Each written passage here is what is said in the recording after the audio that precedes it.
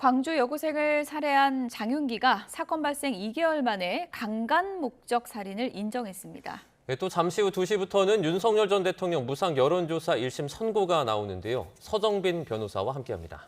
어서 오세요. 안녕하세요. 안녕하세요.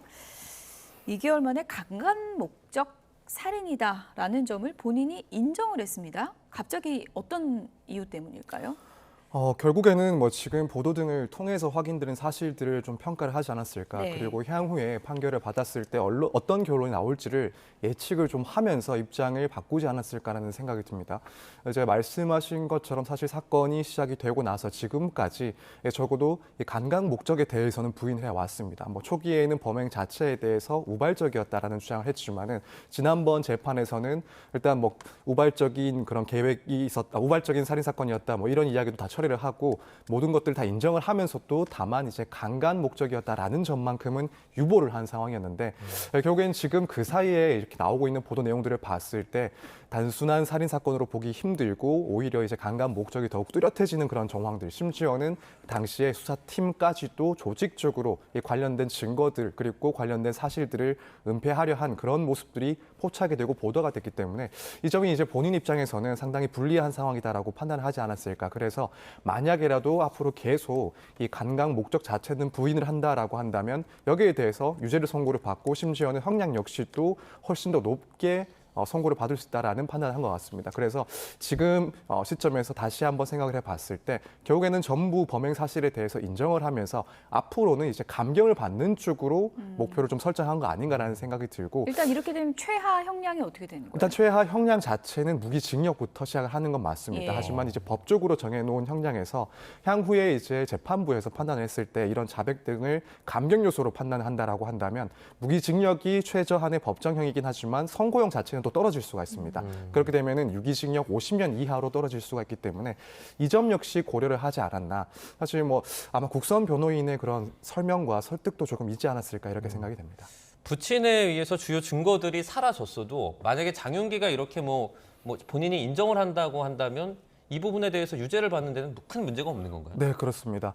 사실 이 부분 계속해서 부인을 해왔다라고 한다면 결국 검찰 입장에서도 이 강간 목적을 입증하는 데 주력을 했을 겁니다. 그런데 문제가 되는 것은 실물 증거 자체가 극히 드물고 이런 내적인 그런 목적을 입증하는 것이 쉽지는 않기 때문에 상당한 쟁점에 대해서 다툼이 있지 않았을까. 그리고 이 법원의 그런 판결 역시도 지금 이제 여론이라든가 혹은 보도 내용과는 조금 다르게 전망하기가 조금 어렵지 않았을까라는 생각이 듭니다. 하지만 지금 모든 범죄 사실, 심지어는 이 당시 살인의 목적까지도 인정을 했기 때문에 여기에 대해서 자백을 하고 있는 상황에서 이 다른 증거들, 그것들이 간접 증거든 혹은 정황 증거라고 하더라도 이런 자백을 보강하기에는 충분히 가능성이 높습니다. 그렇기 때문에 지금까지 확보된 그런 증거들, 예컨대 당시 범행 상황이 찍힌 그런 CCTV 장면에서 차량의 뒷문을 열어놨다. 혹은 이 여학생을 15분 정도 미행을 했다라는 그런 내용. 그리고 이제 증거를 채집하는 과정에서 리얼돌이 훼손된 모습들이 촬영된 부분들, 혹은 케이블타의 실물이라든가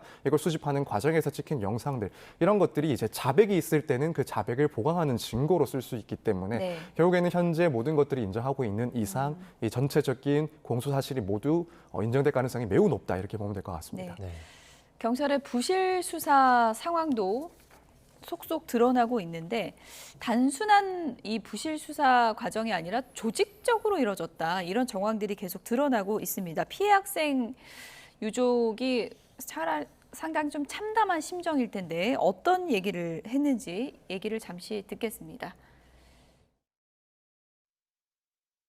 아이가 마지막으로 입었던 옷은 부모의 동의도 없이 폐기되었고 운동화는 지금 어디에 있는지도 모른다고 합니다. 유품조차 이렇게 취급하는데 과연 지금까지 밝혀진 것이 진실이기는 한 것인지 너무 무섭고 너무 두렵습니다. 겨우 다른 가족들을 통해 전해 듣는 것은 법이 어떻고 고난이 누구에게 있느냐 두고 서로 다투고 있다는 이야기뿐입니다. 그럼 우리 채원이는 어떻게 되는 것입니까? 우리 채원이는 왜 그렇게 억울하게 목숨을 잃어야 했습니까? 그리고 왜 진실마저 숨기려 했습니까? 왜 우리 아이의 억울함보다 조직을 지키는 일이 더 중요했습니까? 만약 피해자가 경찰 가족의 딸이고 가해자가 평범한 시민의 아들이었다면 과연 지금과 같은 수사가 이루어졌겠습니까? 네. 단순히 이제 부친이 증거인멸하는데 정보 제공을 한 게 아니고 지금 수사팀원들의 증언을 들어보면 광산경찰서장이 강간살인 적용을 반대했다. 뭐 이런 증언까지 나오고 있어요. 네, 그렇습니다. 일단 뭐 광산 경찰서장의 그런 이야기를 들어보면은 뭐 당시에 수사팀장의 보고를 받은 적이 없다. 형사 과장에게만 수사 내용을 보고받고 뭐 직접적으로 이 사건에 대해서 개입한 적이 없다라는 취지로 주장을 하고 있긴 일단 합니다만. 서장은 부인하고 있는 거군요. 네, 그렇게 부인을 하고 있습니다만 뭐 지금 이 수사팀원들이 하는 얘기를 봤을 때는 결국 서장까지도 개입을 했다라고 의심을 강하게 할 수밖에 없습니다.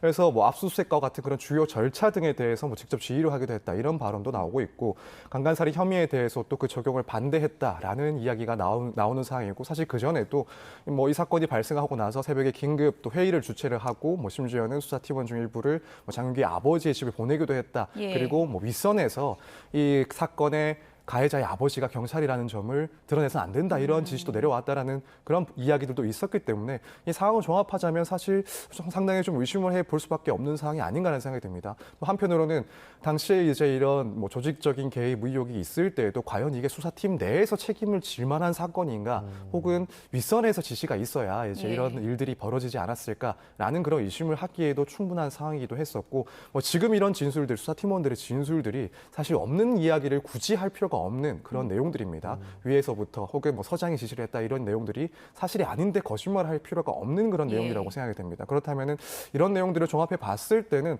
뭐 지금 커지고 있는 의혹에 대해서 뭐 사실이 상당히 맞지 않을까 이렇게 의심을 할 수밖에 없는 그런 지점인 것 같습니다. 네. 당시에 광산경찰서장이 뭐 압수수색 현장도 지휘했다 뭐 이런 얘기도 나왔는데 일반적인 압수수색에서 우리가 보통 말하는 윗선 또는 뭐 서장 정도 지위에 있는 인물이 직접 이렇게 지휘를 하는 일이 뭐 드문가요? 아니면 뭐 일반적입니까? 좀 드물다고 보는 게 맞죠. 일반적인 사건들 같은 경우에는 결국 뭐 수사팀원이라든가 팀장이라든가 이제 담당 수사관들이 현장에 나가서 직접 다 수사를 하고 또 압수수색 절차를 진행을 하는 것이지 사실 뭐 서장급까지도 나가서 현장을 지휘한다. 사실 이것들은 뭐 제가 개인적으로 또 본 바가 없고 네. 뭐 일단 드문 사례다라고 보는 것은 분명히 맞는 것 같습니다. 네. 이제 장윤기 부친이 이제 증거인멸을 했기 때문에 장윤기 부친의 행적도 좀 들여다봐야 될 텐데 뭐 연차나 병가까지 써가면서 이제 증거인멸을 했다는 이제 정황도 지금 나오고 있는 거잖아요. 그 날짜를 좀 주목해서 봐야 된다고요? 네, 그렇습니다. 일단 이 사건 자체가 이제 발생한 게 5월 5일이었습니다. 예. 그런데 그날부터 이제 연가를 쓰기 시작을 했었고 결국 이제 계속해서 뭐 병가라든가 혹은 장기 재직 휴가 공가 이런 식으로 이제 그 연차를 계속 사용을 했습니다. 아무래도 일단 그 시점을 봤을 때 사건이 발생한 직후에 연가를 썼다라는 것은 결국에는 이 사건에 대해서 전달을 받은 상황에서 상당 부분 사건을 수습하기 위해서 또 관련돼서 중요한 증거들을 은폐하고 은닉하기 위해서 연가를 빨리 쓴 것 아닌가라는 의심을 할 수밖에 없습니다. 특히 이 사건 초기에 결국에는 압수수색이 진행이 되고 이때 수집되는 증거들이 가장 핵심적이고 중요한 예. 증거로 활용이 될 텐데 이 그날부터 연차를 썼다. 그리고 실제 지금 보도 내용들을 보면은 뭐 그 이후에 곧바로 장윤기 집에 들어가서 리얼들 등을 폐기하고 휴대전화 등을 폐기했다. 이런 과정들을 보면은 결국에는 이 초기부터 경찰과 수사팀과 연락을 주고받으면서 결국 이 주요할 수 있는 그런 증거들을 은폐하기 위한 연차들이 뭐 진행이 됐다. 이렇게 보는 게 맞지 않나라는 생각이 듭니다. 휴대전화 불태워버린 거 언급을 좀 해주셨는데 사실 뭐 경찰 출신이고 그러면 이 휴대전화가 얼마나 중요한 증거인지 알고 있을 테잖아요. 예를 들어 위치라든지 검색 내용이라든지 이런 것들이 들어있을 텐데 단순히 뭐 개인정보 유출 때문에 불태웠다 이렇게 설명하고 있어요. 사실 이 부분 변호사 입장에서는 매우 좀 이해하기 힘든 변명이라고 생각을 합니다. 그렇죠. 개인정보가 유출될 것이 우려가 돼서 불태웠다. 이게 뭐 실제로 말씀하신 것처럼 어떤 수사든 간에 그 핸드폰이 유력한 증거가 포함되어 있을 가능성이 높기 때문에 포렌식을 진행을 하는 거고 네. 당연히 이 사건과 필요한 내용들이라고 한다면 개인적인 정보들 조사 대상이 수사 대상이 될 수가 있습니다. 그런데 이걸 알고 있는 수사관, 알고 있는 경찰이 개인정보가 유출될 것을 우려했다라는 그 변명 자체가 너무 좀 말이 되지 않는 그런 이야기입니다. 뭐 실제 사건들에서 휴대전화들을 은폐하는 경우들이 많이 있습니다. 은닉하고 불태우고 폐기하는 예. 경우들이 많이 있는데 그걸 하는 변명을 하는 이야기들은 예컨대 뭐 휴대전화가 고장나서 바꿨다, 네. 휴대전화를 잃어버렸다 이런 식으로 이야기를 하지 이렇게 뭐 개인정보가 유출될 것을 걱정했다라는 변명은 하지도 않습니다. 그래서 이런 변명 자체가 설득력은 뭐 거의 없다라고 보는 게 맞지 않나. 근데 또 한편으로는 그만큼 이제 경찰인 입장에서 사실 당시에 휴대전화를 폐기했던 정당한 이유가 없다는 것을 본인도 알고 있기 때문에 예. 이런 이런 변명이라고 말밖에 하고 할 있는 수 건 없겠다. 아닌가 이런 생각이 들긴 합니다. 네. 사실 뭐 아버지의 마음으로 했다고 하지만 아버지가 아니면 이런 증거인멸하면 공범이 되는 거잖아요. 그렇죠. 예. 일단 뭐 가족 관계가 아니라고 한다면은 결국 증거인멸로 처벌이 될 수가 있습니다. 특히 이 사건 같은 경우에는 강간 살인이라는 매우 중대한 범죄와 관련된 예. 그리고 매우 중요한 증거를 폐기했기 때문에 만약 아버지가 아니었다라고 한다면 사실 뭐 실형까지도 걱정을 할 만큼 좀 중대한 사안이 아닌가 이렇게 생각이 됩니다. 저희가 주제를 조금 바꿔보도록 하겠습니다. 윤 전 대통령 이제 무상 여론조사 관련한 그 혐의로 1심 재판이 잠시 후 2시에 열리게 됩니다. 특검은 이제 징역 4년을 구형을 한 상태인데 어떤 부분이 지금 쟁점인가요? 결국 이제 당시에 명태균 씨로부터 무상으로 여론조사를 제공받았는데 이게 과연 정치자금법 위반 사항이 되는 문제인가가 예. 중요한 부분이고 검찰에서 뭐 지금까지의 그런 과정들을 봤을 때 결국 가장 핵심적인 그 내용은 그 요건은 이게 과연 대가성이 있는 부분인가라는 부분이 될 겁니다. 그래서 예. 여기서 말하는 대가성은 무상으로 여론조사를 제공을 하면서 뭐 김영선 전 의원에 대한 공천을 대가로 이런 것들이 제공이 됐다라는 부분이 얼마만큼 입증이 되느냐인 것 같습니다.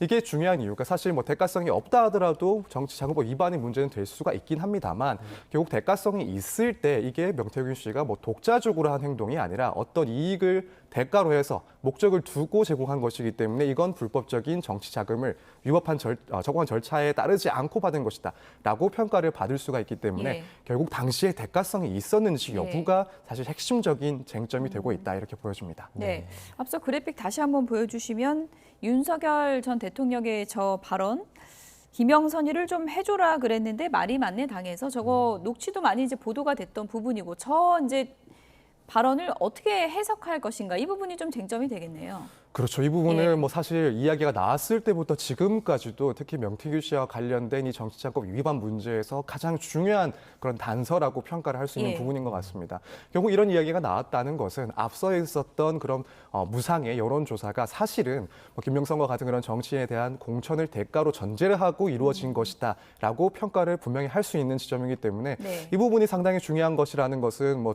충분하게 뭐 설명이 된 것 같고 다만 이제 결국 법원에서 봤을 때 네. 이 정도 내용을 보더라도 대가성을 인정할 수 있을지 없을지는 또 별개의 문제이긴 합니다. 뭐 실제로 이제 무상의 여론조사가 제공됐던 그 시점 그리고 이 통화가 있었던 그 시점 자체에 또 시차가 있기도 하고 또 중간에 결국에는 김영선 전 의원에 대한 공천 과정에서 뭐 절차적으로 당내 그런 절차도 진행된 바가 있긴 하기 때문에 과연 이 발언 혹은 그 밖의 다른 정황들을 비추어 봤을 때 대가성이 인정될 수 있냐 없냐 이 부분은 뭐 일단 법원에서는 상당히 좀 엄격하게 판단할 부분이다 이렇게 생각이 됩니다. 김건희 씨 같은 경우에는 무상 여론조사 지금 1, 2심에서 무죄가 나왔거든요. 그럼 이 재판을 보고 이제 오늘 있을 선고에 뭐 어떤 게 나오겠다 이렇게 전망하는 어떤 분석들도 있는데 어떻게 보세요? 좀 충분히 좀 전망을 할 수 있는 기준이 될 수는 있습니다. 물론 이 다른 재판부에서 다른 개별 사건에 대한 판단은 달라질 수가 있습니다. 하지만 어쨌든 지금 김건희 씨가 무죄를 받은 이유를 보면은 단순히 뭐 김건희 씨가 몰라서 무죄를 받은 게 아니라 결국에는 뭐 명태균 씨가 독자적으로 이걸 제공을 한 거다. 그리고 뭐 김영선 전 의원의 그런 공천 과정에 있어서는 적법한 그런 절차가 있었다. 또 여론조사에 뭐 김건희 씨나 윤석열 전 대통령의 지시 같은 것들이 확인되지 않는다라는 예. 그런 내용들이 결국 무죄의 근거가 됐었습니다. 사실 그런 내용들은 윤 전 대통령의 이 사건에 있어서도 동일하게 적용될 가능성이 분명히 있습니다. 뭐 개별적인 판단을 따로 할 가능성을 배제할 수는 없긴 하지만은 뭐 일단 김건희 씨의 판결이 상당히 중요한 기준이 될 수 있다 이렇게 생각은 해볼 수 있을 것 같습니다. 네, 오늘 선고 속보가 들어오는 대로 저희가 또 전해드리도록 하겠습니다. 서정빈 변호사였습니다. 고맙습니다. 네, 감사합니다. 고맙습니다.